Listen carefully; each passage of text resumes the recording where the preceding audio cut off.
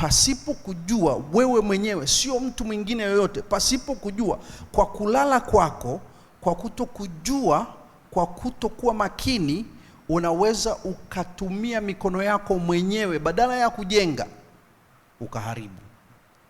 Na hii sasa sio tu kwa mwanamke, lakini pia hata mwanamume.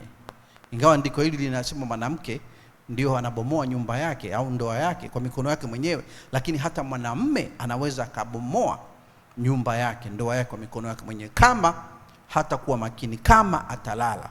Unafahamu aspect ya kulala au mtazamo wa kulala unafanya kwamba hujui kinachoendelea.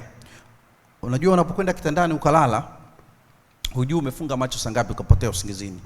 Unachojua ni kwamba umeamka asubuhi.